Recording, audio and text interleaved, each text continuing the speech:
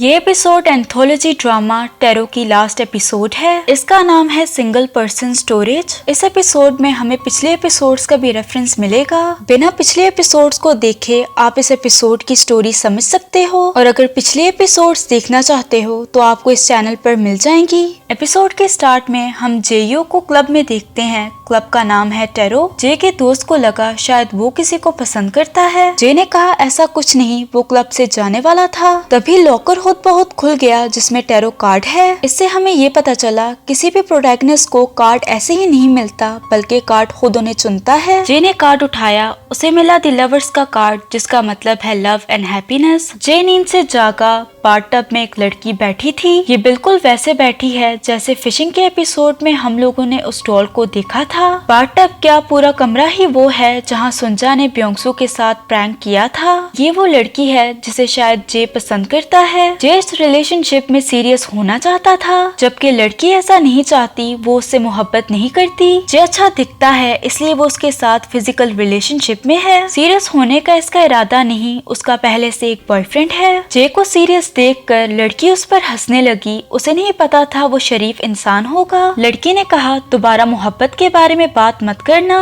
जे उसे जवाब देते हुए नर्वस होने लगा। जब भी वो नर्वस होता है उसकी दिल की धड़कन तेज हो जाती है और वो हकला कर बोलता है। उसे ऐसा देखकर लड़की उस पर हंसने लगी। जे वहाँ आया जहाँ गोइंग होम की एपिसोड एंड हुई थी। उसे बिलबोर्ड के कॉर्नर पर लिखा है द क्लास कपल मैनेजर की कंपनी का नाम है। इस बिलबोर्ड को देखते हुए जे की शर्ट गंदी हुई। ये गन सीलिंग पर से गिरा है। उसने अपनी शर्ट उतार कर सिंगल पर्सन बॉक्स में रखी जो पब्लिक यूज के लिए होता है। इसने वही बॉक्स चुना है जहाँ दोंगिन को अपना टेरो कार्ड मिला था। बॉक्स लॉक करके चाबी रख ली। जे हेयर ड्रेसर की शॉप पर काम करता है। वो पिछले 1 महीने से एज एन इंटर्न यहाँ पर काम करता है। एक कस्टमर की हेयर ड्रेसिंग करनी थी। जे की कोवर्कर ने कहा वो उसकी मदद करे। जे ने कहा मेरा काम करने का टाइम अभी शुरू नहीं हुआ। कोवर्कर ने फिर भी उसे कस्टमर की मदद करने का बोला। जिस कस्टमर की मदद करनी है ये इंसान की माँ की दोस्त है। जे हैंडसम है। आंटी ने बातों के दौरान उसे अपना मोबाइल दिया। वो अपना नंबर डाले। स्टाइलिस्ट को कस्टमर से बात करनी चाहिए। उसकी ये बात सुनकर जे ने अपना नंबर उसके मोबाइल में सेव किया। कोवर्कर्स जे के बारे में बात करने लगी। उन्हें जे पसंद नहीं, वजह शायद उसका रिजर्व होकर रहना है। जे रात को अपनी शर्ट वापस लेने आया। उसे अपनी शर्ट पर कुछ बाल रुखे मिले, बिल्कुल दोंगिन की तरह। इस एपिसोड में यही मिस्ट्री सॉल्व होगी।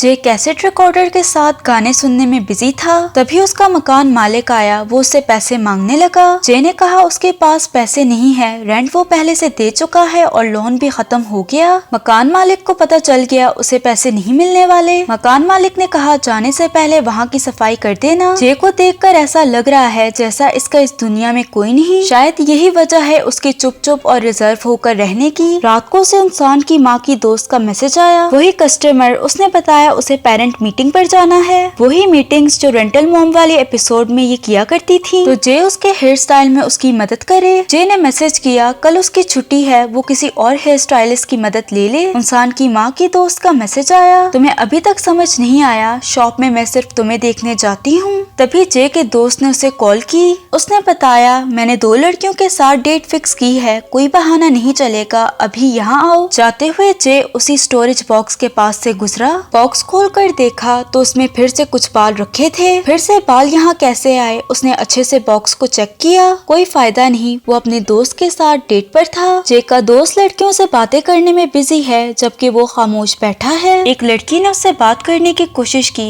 उसने पूछा क्या तुम फेट पर यकीन करती हो? लड़की उसकी बात सुनकर हंसने लगी। ये कैसे पुराने जमाने वाली बातें हैं। इसके बाद दोनों जे के दोस्त के साथ चली गयी। जे वापस स्टोरेज बॉक्स के पास गया। उसने बॉक्स के अंदर एक नोट छोड़ा, लॉकर की ऑपोजिट साइड पर कौन है। अगले दिन फिर उसने स्टोरेज बॉक्स खोला, उसमें फिर से बाल रखे थे। इन दोनों चीजों को अपने पास रखकर अब उसने स्टोरेज बॉक्स में एक डायरी और पेन रखा। अगले दिन उसने डायरी चेक की। डायरी पर कुछ लिखा था। पहले उसे लिखा हुआ समझ नहीं आया। उसने नोट किया लेटर्स उल्टे हैं, तो उसने शीशा रखा। शीशे में लेटर सीधे दिखाई दिए तो वो पढ़ पाया। ये कोई लड़की है जो स्टोरेज बॉक्स की ऑपोजिट दुनिया में रहती है, यानी वो दुनिया जो इस दुनिया के बिल्कुल ऑपोजिट है। इसीलिए डायरी में लिखे अल्फाबेट्स भी उल्टे थे। उस लड़की ने डायरी में लिखा था, मैंने गलती से जान लिया कि इस लॉकर के उस पार एक अलग दुनिया है। मुझे यकीन नहीं आ रहा इस लॉकर के उस साइड भी कोई हो सकता है। क्या तुम्हारी दुनिया भी हमारी दुनिया जैसी है? तुम कौन हो? जे ने उस डायरी में लिखते हुए रिप्लाई किया, मुझे भी उस लॉकर से तुम्हारे बाल मिले। मुझे अब पता चला कैबिनेट दूसरी दुनिया से कनेक्टेड है। मैं तुम्हारी दुनिया के बारे में जानना चाहता हूँ। यकीनन उस दुनिया का लेफ्ट और राइट ऑपोजिट होगा, यानी इस दुनिया में अगर कोई चीज राइट पर है तो उस दुनिया में वो लेफ्ट पर होगी,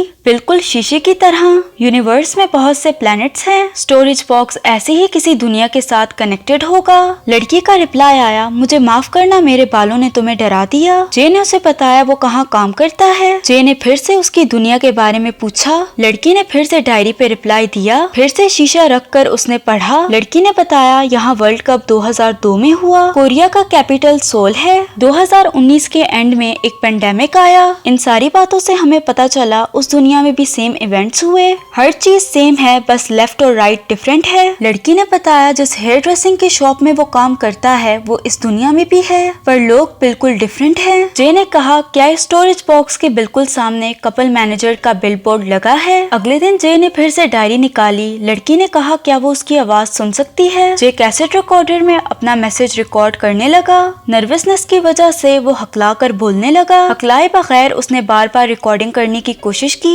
आखिरकार उसने रिकॉर्डिंग करते हुए बताया, वैसे मैं नहीं हकलाता, लेकिन नर्वस होने की वजह से ऐसा हो जाता है। रिकॉर्डर उसने स्टोरेज बॉक्स में रखा, फिर अगले दिन उसे निकाला। लड़की ने भी अपनी वॉइस रिकॉर्ड की। इसका नाम जियो है। ये एक आम ऑफिस वर्कर है। उसने जे की तारीफ करते हुए बताया, वो भी उस जैसी है, यानी रिजर्व रहती है, ज्यादा किसी से घुलती मिलती नहीं। वो भी काफी टाइम से अकेली थी। काम करते हुए जे उसकी बातें सोचकर मुस्कुरा रहा था। काम के दौरान उसे गुनगुनाता सुनकर दोनों वर्कर्स हैरत में थी। दोनों वर्कर्स ने उसका मजाक उड़ाया, लगता है पागल हो गया। जियो ने जे की ही दुनिया में अपने घर का पता बताया। जियो ने ये चीज ध्यान में रखी, जो इसकी दुनिया में राइट है वो उसकी दुनिया में लेफ्ट है। जे ने उस बिल्डिंग को देखा जहाँ वो रहती है। ये कपल मैनेजर वाले एपिसोड की वो बिल्डिंग है जहाँ उन्मी रहा करती थी। जियो ने कहा, बिल्डिंग के बाहर गमले में 4 लीफ ग्रास भी होगी। मैं हर रोज जाते हुए इसे देखती हूँ। उसकी बातें सुनकर वो मुस्कुराने लगा। जे ने उसे उस पार्क के बारे में बताया जहाँ वो हमेशा जाता है। ये फिशिंग के एपिसोड वाला रैबिट पार्क है जहाँ सुंजा ने एक लड़के को एक्सपोज किया था।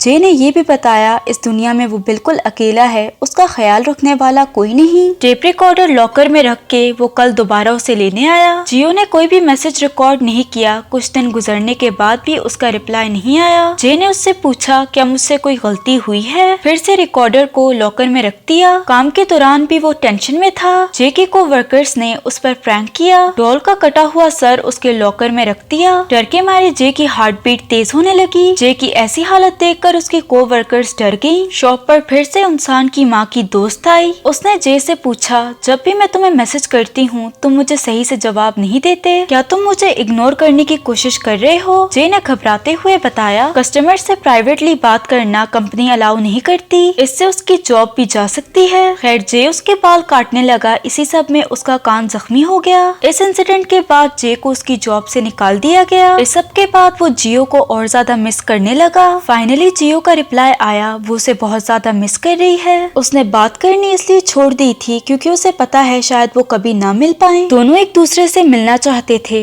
जियो ने बताया किस तरह वो उसकी दुनिया में आ सकता है। रात के एग्जैक्ट 12 बजे दोनों अपना स्टोरेज बॉक्स खोलेंगे। ऐसे दूसरी दुनिया में जाने का दरवाजा खुल जाएगा। अगर उसने ये टाइम मिस किया तो वो दरवाजा फिर से बंद हो जाएगा। रात को 12 बजने से पहले जे वहाँ पहुँच गया। एग्जैक्ट 12 बजे वो स्टोरेज बॉक्स खोलकर अंदर घुस गया और दूसरी दुनिया के स्टोरेज बॉक्स से बाहर निकला। जैसा जियो ने बताया था, हर चीज उल्टी है। सामने लगे बिलबोर्ड की हैंडराइटिंग उल्टी है। नोट करने वाली बात यह है, जे की दुनिया में वहाँ बहुत से स्टोरेज बॉक्सेस थे। इस दुनिया में एक ही स्टोरेज बॉक्स है। जियो ने कहा था वो उसका इंतजार करेगी। वो जियो को ढूंढने लगा। जे उस कॉरिडोर के एग्जिट से बाहर निकलता, दूसरे एग्जिट से वापस वहीं पर आ जाता। उसने बहुत दफा ट्राई किया पर हर बार यही हुआ। वो एक तरह से इसी जगह पर फंस गया है। जे ने स्टोरेज बॉक्स खोला, तब उसे जियो दिखाई दी। वो उसकी दुनिया में है। वो जे को देखकर मुस्कुराई और फिर जल्दी से दरवाजा दरवाजा बंद कर दिया। जे की साइड का स्टोरेज बॉक्स नॉर्मल हो गया। जे तो बस उससे मदद मांगता रह गया। अब इसे पता चलेगा असली अकेलापन क्या होता है। इसके अलावा यहाँ पर कोई नहीं, क्योंकि ये सिंगल पर्सन स्टोरेज है। जियो ने उसे अपनी जगह स्टोर कर दिया। जियो बहुत ज्यादा खुश है, वो इस दुनिया में वापस आ गई। जियो भी इसी दुनिया की थी। एक दिन वो गलती से इस लॉकर में चली गई। शायद इसको भी किसी ने इस दुनिया में फंसाया होगा। उसने वहाँ से बाहर निकलने की कोशिश की, पर जे की तरह वो हर बार उसी जगह पर पहुँच आई। यहाँ पर मोबाइल के सिग्नल्स भी नहीं थे। हर रोज अपने कुछ बाल तोड़कर स्टोरेज बॉक्स में रखती ताकि कोई उसे नोट करे। ऐसा करते हुए उसे तकरीबन 1 साल हो गया। वो अपने खून से दिनों को गिनती रही। फाइनली जे ने उसे नोट किया और अब जाकर वो आजाद हुई। उसने जे के लिए आखिरी मैसेज छोड़ा, तुमने सही कहा, हर कोई इस दुनिया में अकेला है। वैसे ये स्टोरेज बॉक्स की उस तरफ वाली दुनिया के बारे में बात कर रही है। अकेला होना ही इस दुनिया का रूल है। हर चीज बेहतर हो जाएगी। ऐसा इंसान ढूंढो जो तुम्हारे लिए सैक्रिफाइस कर पाए। इन अदर वर्ड्स, अगर जे को यहाँ से निकलना है तो उसे अपनी जगह पर किसी और को स्टोर करना होगा। जियो खुशी से झूमते हुए वहाँ से निकल गई। इस कार्ड का उल्टा मतलब है धोखा और जेलसी। जियो ने जे को धोखा दिया और साथ में वो उससे जेलस भी थी, क्योंकि जे उस दुनिया में है जहाँ जियो वापस जाना चाहती है। इस एपिसोड में हमें बहुत बड़ा सबक सिखाया गया। किसी इंसान की अच्छी बातों में आकर उस पर यकीन मत करो, स्पेशली उस इंसान पर जिससे आप कभी नहीं मिले। वो अपने फायदे के लिए आपको फंसा कर निकल जाएगा और आप पछताते रहोगे। ऐसा रियल लाइफ में भी देखने को मिलता है। सोशल मीडिया की ही एग्जाम्पल ले लो। चंद बातें करके उनकी पूरी इंटेंशन जाहिर नहीं होती। जब भी किसी अननोन आदमी से बात करें तो हमेशा सतर्क होकर अपने जज्बात को काबू में रखकर अपने कदम पीछे हटा लें। इसी के साथ ये सीरीज एंड होती है। अगर आपको वीडियो पसंद आई तो लाइक, शेयर और सब्सक्राइब करते जाना। मिलते हैं अगली वीडियो में।